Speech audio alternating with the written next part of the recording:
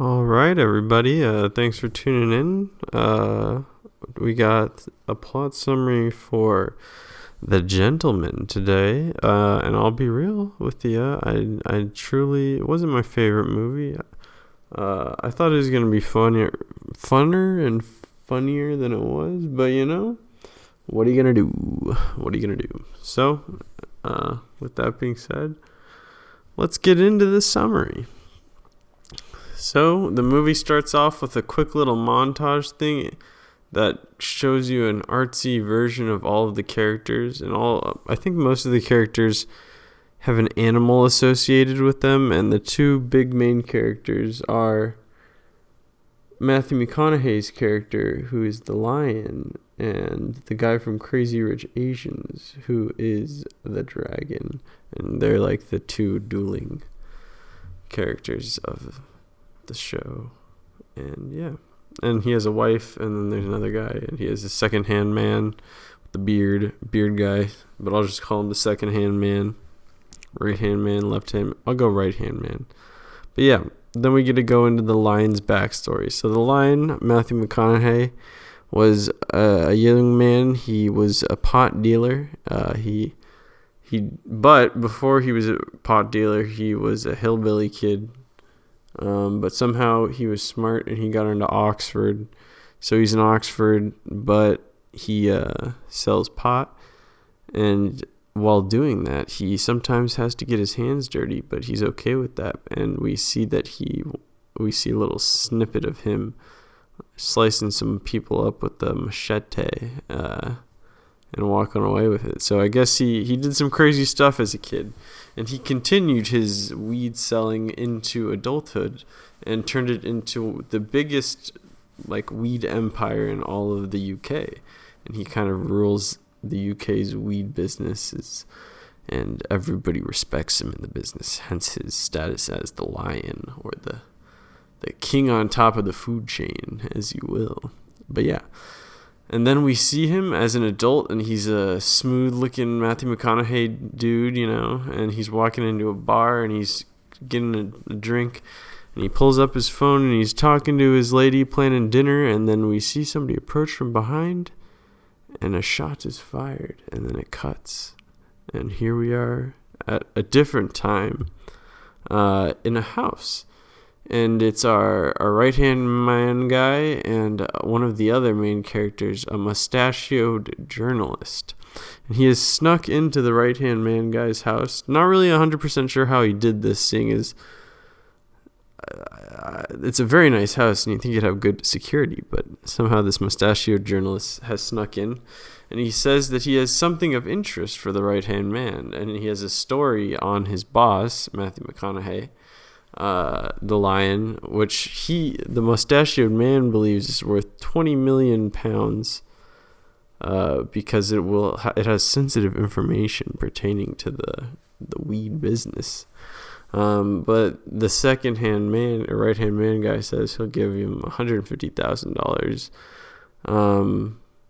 But first he's like, well, let's actually see what you know. So it turns out the journalist guy knows that the lion is in talks with this man, a Jewish man, who is planning to buy the business because the lion wants to get out of the weed business finally.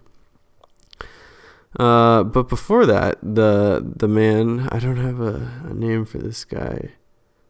I don't know what his name was. I'll call him Little Dude, because he's little and interesting. Little dude, he wants to see the whole operation before he buys it.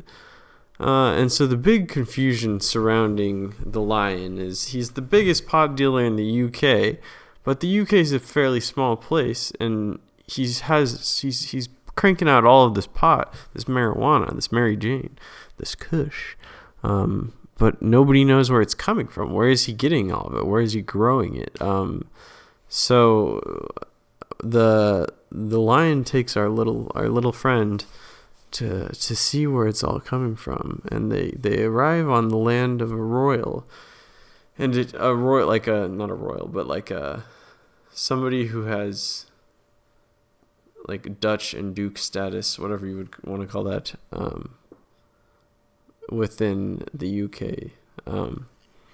But so apparently what he does is he gets these people who have titles and whatever, but so apparently, sorry, I'm mumbling so much, but the first generation people who had all this land and they had like this inherited royalty land kind of things and very nice estates, when they die, they give it to their kids, but apparently there's a tax in the UK where you lose half of it. So these people want to have these nice estates that they've inherited, but they can't afford to do that. And so what the lion does, he comes in and he says, here, I'll help you pay for all of this, but I need access to things on your land, and you need to keep quiet about what I'm doing on your land.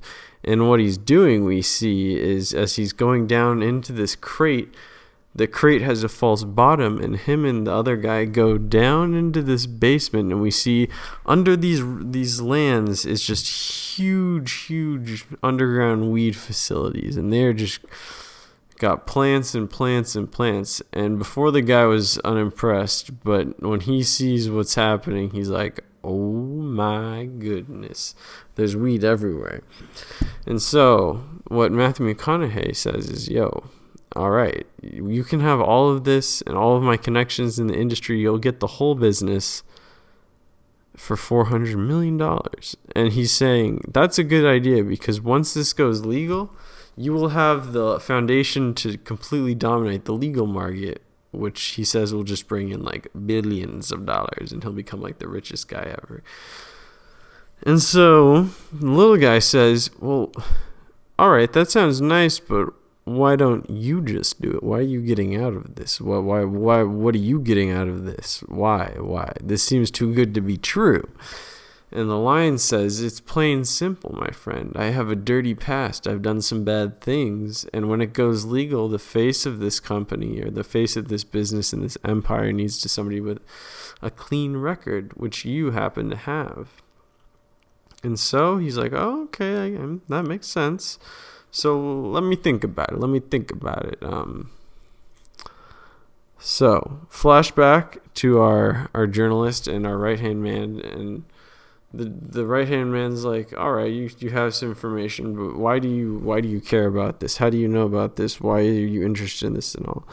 And it turns out that the journalist has an editor-in-chief who is disrespected by the lion. What apparently happened was they were at a meeting, or not a meeting, but like a social gathering with some of the big people in New York, and I think it's New York, something like that. But they're meeting all these people, and the editor-in-chief extends a hand to get a handshake from the lion, but the lion snubs him and says, no, man, and then just walks off, and everybody laughs at this guy, this editor-in-chief, and the lion just walks away. And he's like, all right, we got to get this guy back, so I need you to get some dirt on him. But the journalist is actually very good at getting this dirt and gets all of this dirt. But he really doesn't care about doing it for the editor-in-chief. He just comes and says, hey, man, whoever gives me the money gets this story. So he wants this $20 million. So we're continuing with the story, and we flash now to a car workshop, and we see the woman who we know is the wife of the lion, as we saw her introduced earlier. And she is walking into this car garage is filled with ladies working on cars, and it looks like she's kind of the boss of this car garage. And she walks up to the office of the car garage, and she sees the lion in there smoking some pot with one of his friends, and apparently this guy's kind of like the lion's weed tester. It lets him know if the strain is dank enough. And the lady shoos him out. They're like, why are you smoking weed in here? Get out of here. Shoo.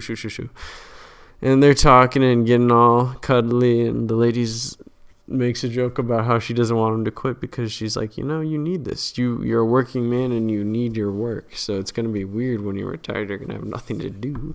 And he's like, yeah, I'm kind of worried about that too. But alas, this deal is going through. So we got to do what we got to do. And the wife then reveals to him that apparently she was contacted by the dragon, our friend, and she apparently says to him that he wanted to talk to her and or talk to the lion. The dragon wants to talk to the lion, and the lion's like, "All right, I'll go talk to him." So they meet up with the dragon, and first things first, the lion says, "Hey man, if you want to talk to me, do not talk to my wife. Do not go near my wife. Okay, you don't. That's disrespectful." But nonetheless, let's. What do you want, buddy? And so the dragon says, "Hey, so lion, I hear you getting out of the game, and that's all good. But I want the empire. I'm my own drug lord. I run drugs and whatnot. And if you're getting out, you might as well give it to someone who knows what they're doing. So you should give it to me. And don't think I don't have a good offer. I have an offer for you." So he writes his number down on the paper and shows it to the lion. And the lion says, "Kid, you're a couple zeros short of the offer I already have set up with the little guy. So obviously we do not have a deal. I do not want to say it. I don't know." And the dragon says, whoa, think about what you're doing. You don't just get out of the business. You will do this for me. And the lion says, "No, I will not do this for you." Shoots him in the penis, and then shoots his henchman, and then is about to kill him before we realize that because this is the story being told by the journalist, he was just messing with us. That's not actually what happened. And it flashes back, and he did not shoot him in the penis, nor did he shoot the henchman. He actually just says, "All right, dragon, that's funny that you think that, but you will not do that. And if you do think you can mess with me and intimidate with me, you will be shot in the penis and you will die. So do not mess with me and do not think you can come in here with that kind of offer and get away with it. So get out of here. Do not disrespect me. Do not disrespect my wife. You disgust me." He doesn't say that, but that's kind of the gist of it. So the dragon's pretty pissed off.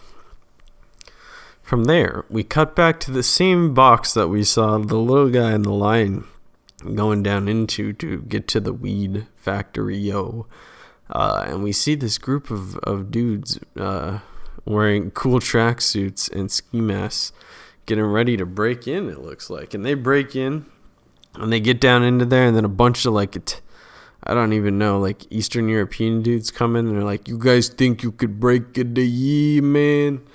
And the guys are like, "Yeah, we think we can break into here." And they gear up to fight. And then it cuts again to a shawarma shop, maybe? I don't know. A Greek food shop, perhaps. And we see this guy wearing a similar tracksuit, and it is Colin Farrell with a very British accent, ordering some food. And then these little hooligans come in and start messing around with him and start messing with people, and they want to start fighting him, and they start pulling a knife on him, and he just destroys them and wrecks all of the guys. There's 4 of them, and he flexes on them. And then they realize he's this guy named the coach, who's apparently a big deal. And right about then, he gets a call, and apparently it's the other guys who were breaking in calling him. And they're like, "Hey, boss, we just beat up all these dudes in the weed thing, and we stole all this weed. We're heading back to the place." Coach is like, "What? What? No. Do not do that. What are you guys doing? No. That's horrible. I'm coming back now. This is bad." And so he comes back, and the guys are already there, and they apparently even took a video of themselves doing the break-in and then beating everybody up and synced it with a rap song that they made and posted it on the internet. And it's going pretty viral because I'm not going to lie, it's a pretty epic video. They were just beating up some dudes, stealing some weed. Pretty cool stuff happens. But little did they know, they messed with somebody pretty bad, and the coach, Colin, he has a sense of that this doesn't, I got a bad feeling about this. And so, flashback to the lion, who has just heard the news that this has happened, and he is not happy about this, mainly because he's the lion. He's the big dude on the street, and if some dudes did this to him and then not only did they steal his stuff, break into his place, they disrespect him by playing a video of it on YouTube. That is no good for the lion. And he's gonna have to shut down that place of operation, shut down other places of operation around it, not so that they're not compromised. And because of that, he's worried his price will go down for everything. The value of his entire business will go down. And as he's going to tell the one royal who he had the land on that got broken into, he's like, "I'm sorry, dude, I'm not going to be able to pay you anymore because I'm going to have to shut this one down, and I need you to be cooperative and quiet about it." But he is nice enough to pay for the guy's roof because the guy's like, "Oof, I'm going to miss that money, and especially now that I need to fix this roof." And apparently he's going to one of the other places to shut it down, and he's talking to them, and they're like, "We need help with something too. We have this daughter, and she's gone missing.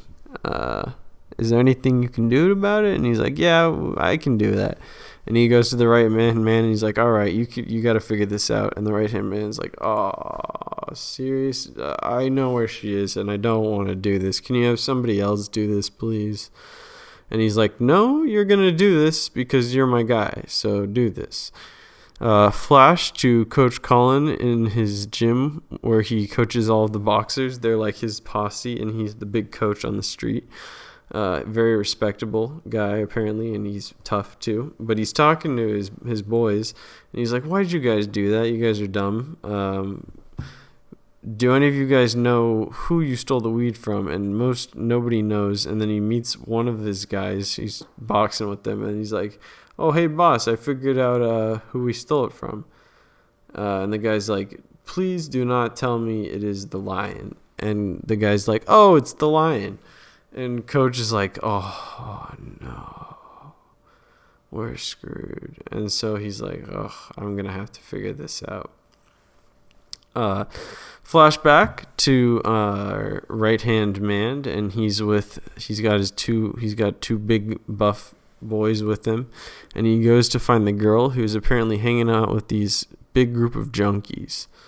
And they're talking to the junkies. They're like, "You junkies are losers, and you should not be messing with the lion, who I am the associate of. So please give us this girl who you have turned into a junkie, and please cooperate." And they're pretty cooperative until one of the guys tries to fight him, and then they all start brawling. And as they're brawling, they push one guy out the window on accident, and he falls and dies. And as he falls and dies, a group of kids who was outside sees this, and then they have to they take videos because they're classic Zoomers, just want to put it on the gram. But they take videos of it, and so they all have to chase the kids down and beat all the kids up and steal their phones, which they do. And they're successful. But we flash back once again to the lion, who goes to this guy named Lord George, who is this Chinese drug lord who runs with heroin and I believe cocaine maybe, but I know heroin for sure, and prostitution. He does all of that. So he goes to this guy who operates out of a Chinese restaurant, very stereotypical, I guess. But he's there, and he's like, "Man, did you have people break into my place?" And Lord George is like, "No, why would I ever do that? No, I did not do that. Don't mess with me."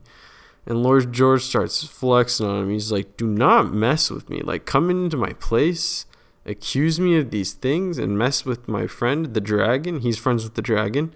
Like, you gotta know your place. But as he's saying this, he just starts barfing everywhere. And apparently the lion has drugged him. And while he was drugging him, his henchmen come in and start lighting the place on fire. So not fun for Lord George. He's like projectile vomiting everywhere, and it's really disgusting. But the lion hands him an antidote, and he says, "Don't mess with me ever again. Do not have people do this.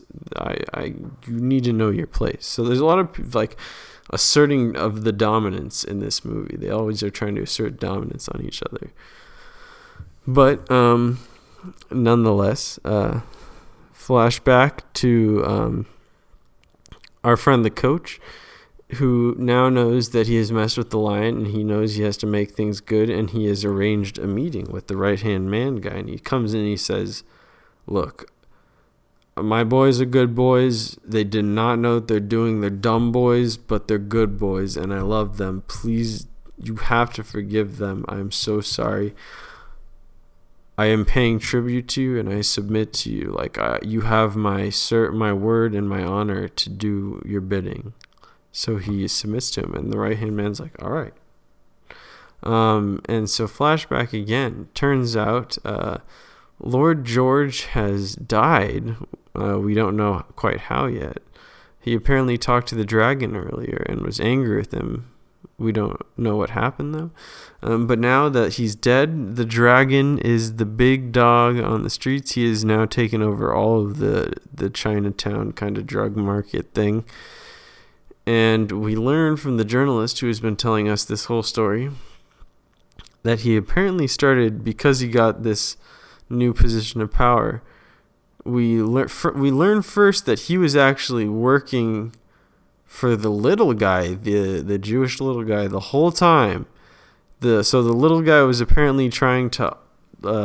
He hired the dragon in order to have him hit up the thing and break in and make it so the lion's whole business was worth less, so he could lower the price so that he could buy it for more. And then the Chinese dragon, he would come in and he would get a cut of it. But the dragon, now that he owns the whole Chinatown heroin business, he's like, "You know what? I don't need you anymore. You're done. I'm the big guy on the street, and I'm going to take all of the lion's thing and your stuff." But then the little guy says, "You should know your place. Look at these two big buff guys behind us. I am the big dog on the street." So once again, like, just this big dog talk, like I'm the big guy. Flashback once again to the bar that we saw at the very start, where it looked like our friend the lion was about to get shot.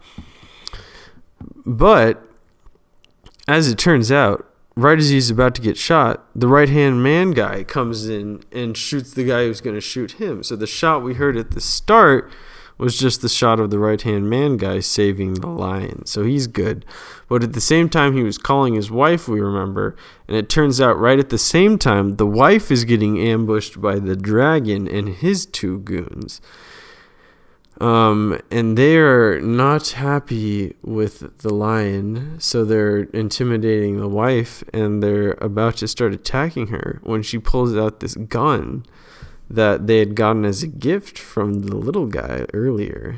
It's this small little pocket gun, but it's apparently strong enough. It holds 2 bullets at a time, and it's strong enough for her to shoot the 2 guys that were with the dragon in the head and kill them. But then she's out of bullets, and the dragon runs over and just attacks her, and he bends over the table and is about to do bad things when, in the nick of time, our hero, the lion, is there to save the day and just shoots the ever-living ruckus out of the dragon and saves his wife. And it's very nice. It's very nice.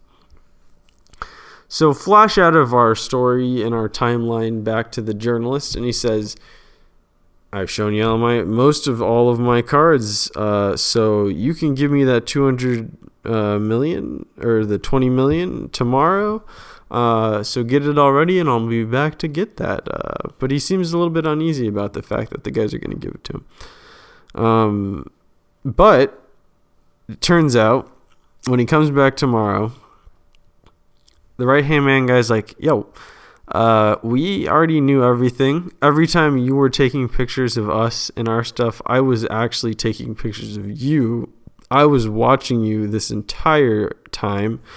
And your editor, and he's like your editor in chief, who wants to get back at us. We kidnapped him, or the coach who owed the Lion respect. They called on that favor, and they had the coach and his boys go pick up the editor in chief, kidnap him, and made him fornicate with a pig, and they videotaped it. So they have something on him now. And the journalist is like, well, I still have my story. I still have the story. I could still send it off to press. So what about that? And they're like, well, we can just kill you, and we stole both of your backup stories that you had ready to send out in case you were killed. So you're screwed. And it is that point that we flash back once again to the Lion, who is telling the little guy that I figured out everything you were doing behind my back, you backstabbing idiot. Your goons that you thought are with you right now, I have already killed, so I'm not going to be giving you any money. I'm going to be taking money from you that you tried to get from me by devaluing my business. So I'm going to take that money from you. And because your work and your collaboration with the dragon indirectly led to somebody trying to do bad things to my wife, I'm going to make you pay. And the way you will pay is you will go into this freezer, and you won't come out unless you have cut a pound of fat or anything, a pound of any flesh from yourself, by yourself. And if you don't do that, my buddy's going to come in and cut it off for you and leave you in the freezer. So that guy does not have any fun times ahead of him. That is not good. But flashback to the journalist, who is revealing that, okay, maybe you destroyed all my stories, but nonetheless, I have one last little twist for you. And that twist is the kid you killed when you were going to free the junkie girl happened to be the son of a guy who was in the KGB. And he is going to come kill us now. He's going to kill you. And yeah. But luckily, the two KGB guys that were coming to kill them were actually killed by the coach, who still happened to be on the premise. He was going to talk with the right-hand man's guy, but they'd get killed. Unfortunately, though, the Lion still has KGB guys to worry about, and they kidnap him and they put him in a car, and it's like, well, this is sad. He did all of this stuff and saved the day, and now he's in the back of this car and he's gonna die. When suddenly, a van full of the coach's boys come out with AKs and just shoot the crap out of the car and save the day. So a happy ending for our friend the Lion. Flashed into the future, the epilogue, we see the journalist who escaped trying to sell. This time he's selling the story, but he's trying to sell it as a movie plot. Ha ha ha, funny. And he's going to be able to seal the deal. And as he's walking out, he walks into a taxi. And who's in the taxi? None other than the right-hand man, who is probably going to get his revenge. And that's the end. And it cuts to the Lion with his baby girl, and they're all jazzy. Happily ever after. So that was the plot. It was, it was something. Maybe you will like it if you see it. I can't say it was the worst movie. It just wasn't my style, but yeah. Up next, we'll have the rhythm section, which I am not really excited about. So yeah. Maybe I'll love it, though. Who knows? Thanks for tuning in, and I'll see you next time. If you like, you could subscribe, and then you could see stuff more. Thank you. That would be cool. But bye.